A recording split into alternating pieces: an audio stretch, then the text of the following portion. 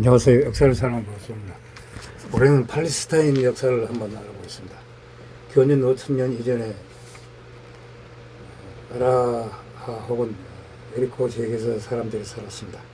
이들이 만든 성곽과 망루등의 흔적과 유물들이 초기 청동기 시대에서 중기 청동기 시대에 이르러 역사가 문자로 기록되기 시작하였습니다. 북동쪽에서 침투한 셈적 계통의 아모라인은 이 지역의 인구의 대부분을 이루었습니다. 그 밖에 이집트인과 히소스인, 후르드인 등이 이 지역에 들어왔습니다. 후기 청동기 시대에는 아나톨리아의 히타이트족 있게 도전해 오기는 했지만 주로 이집트가 통치하였습니다. 이 지역에서 상부하게 된 다양한 여러 민족들을 구약 성경에서는 가나안족들이라고 부르고 있습니다.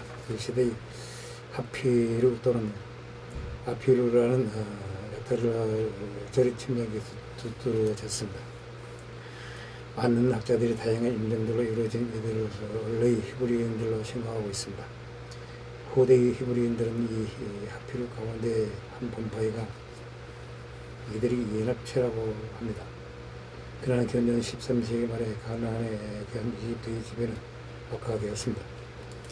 히타이족은 북쪽에서 침공한 적의 공격 때문에 멸망하였습니다. 기원전 1250년경으로 여겨지는 후기 청동기 시대에서 초기 철기 시대로 바뀌는 후로 여기 하피루 즉 히브리인들이 가나안 고지대와 남쪽 지방에 살기 시작하였습니다.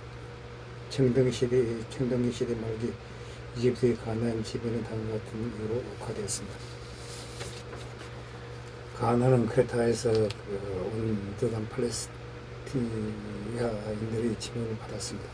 이들은 가나안 지역을 토착민이 아니라 기원전 천년경 지중해 주변 지역을 휩쓸며 히타이트, 크레타 등을 포함한 당시 최고의 분량을 보호하던 수많은 고대의 문명들을 멸망시킨 수수께끼 바다 민족의 일파였습니다. 수많은 바다 민족들이 이집트 본토와 양가나안을 공격하였습니다. 이집트는 막아내기는 했지만 공격을 많이 소모하였습니다.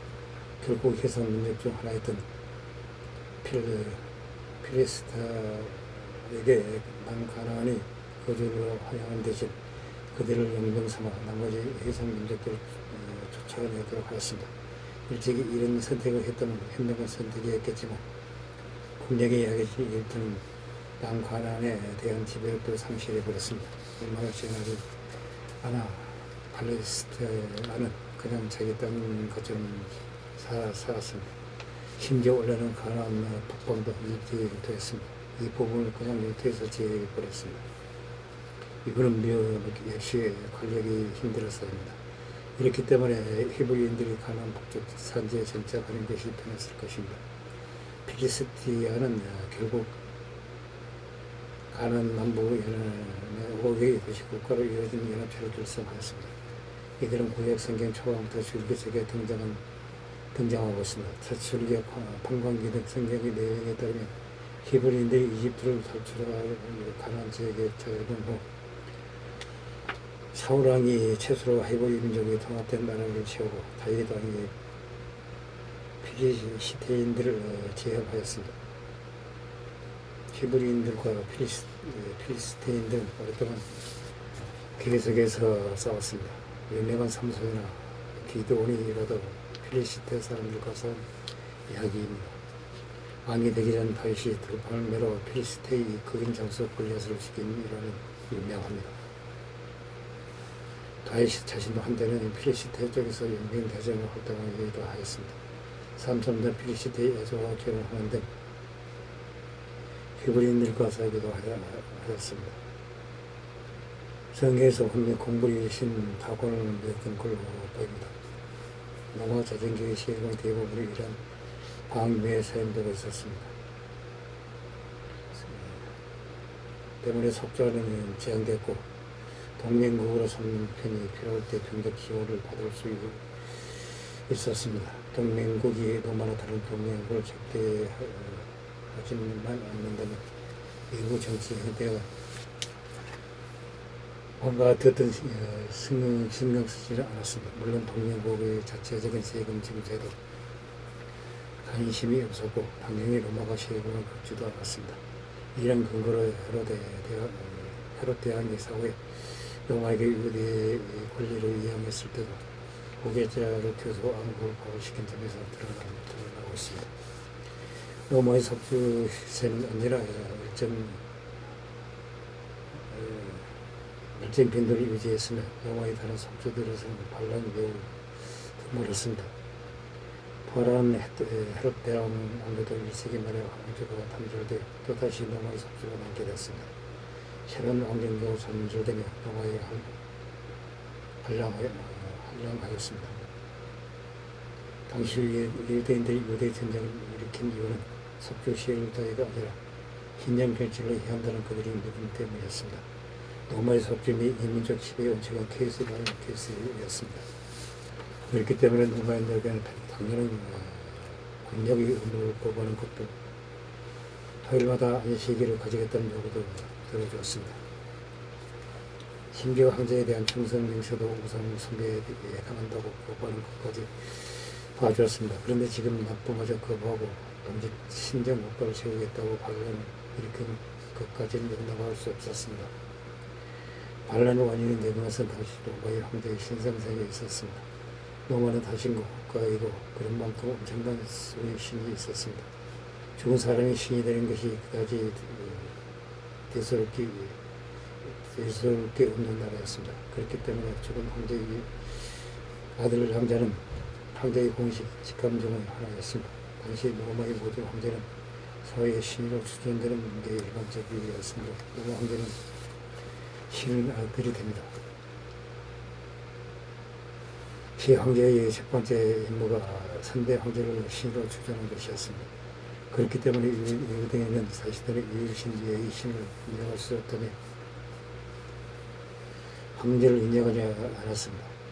헤롯 대왕의 로마와 양의 유대 지방은 디아스포라가 발표한 300년간 계속된 반란을 거듭하였습니다. 그 때문에 로마는 유대 속적의 일개 군대를 상주시켜야 하였습니다.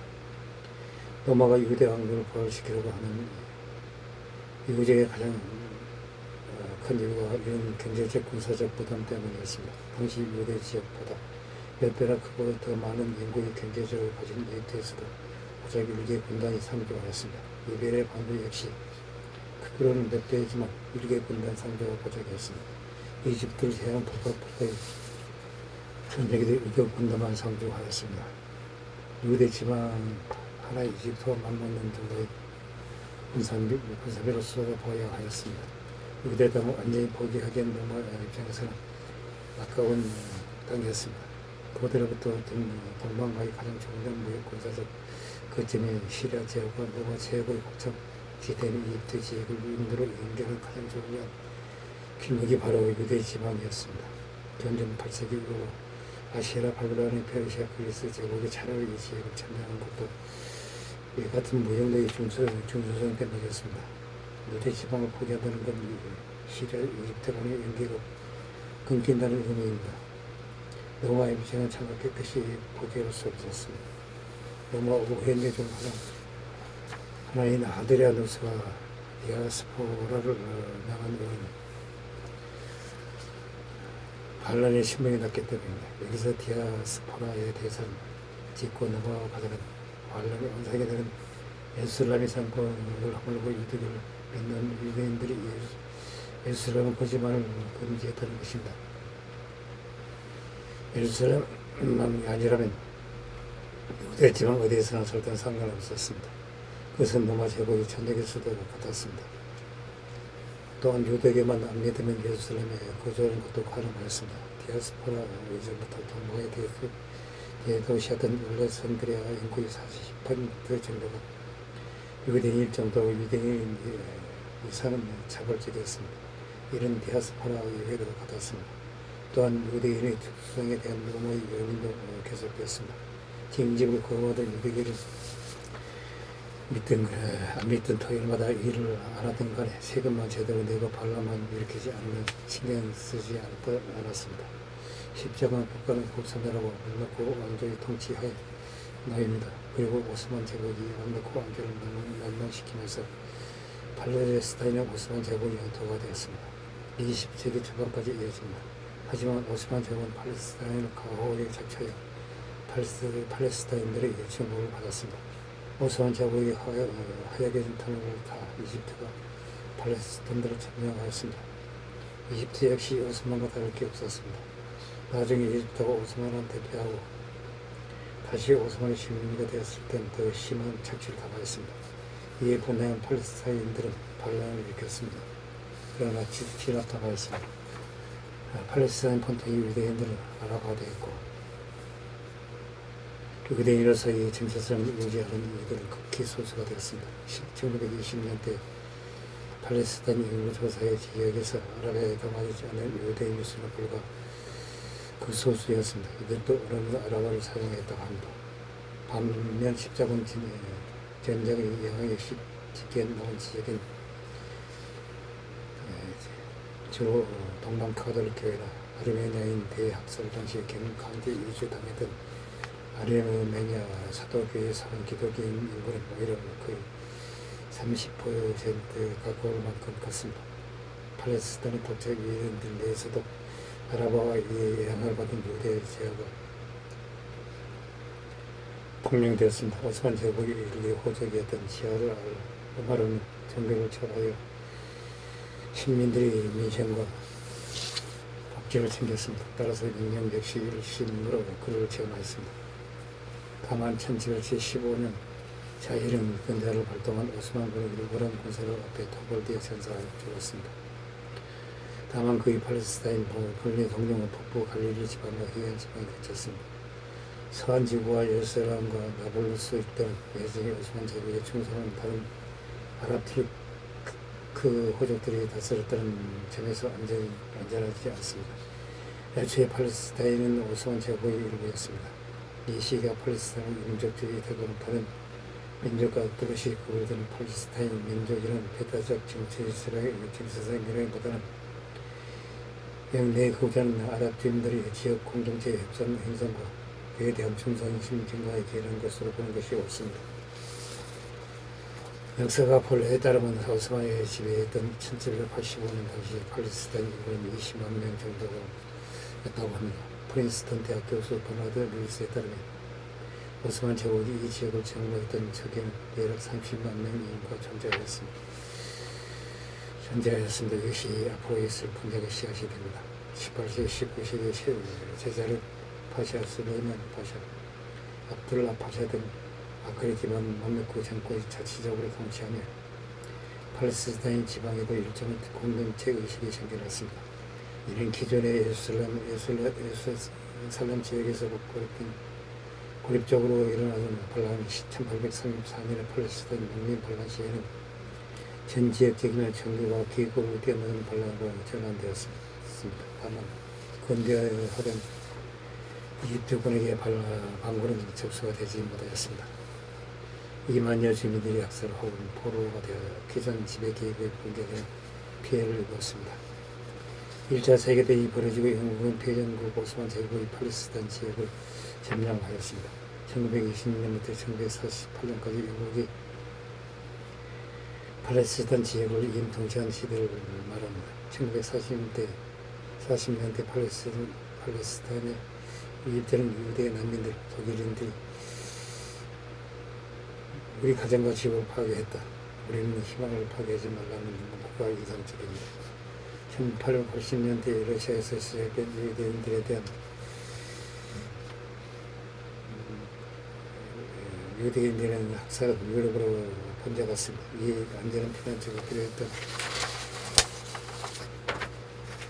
유대인들은 데오도르 헤르츠르기 주장을 계속 그들이 과연 땅인 팔레스타인 지역으로 돌아오려는 민족주의적 움직임을 보였습니다. 이것이 바로 시오니즘입니다. 우리는 팔레스타인과 유대인의 갈등에 대해서 그 이유를 알게 되었습니다. 이상 팔레스타인 역사에서 이야기를 마치고자 합니다. 항시 부족합니다. 양해 부탁드립니다. 감사합니다.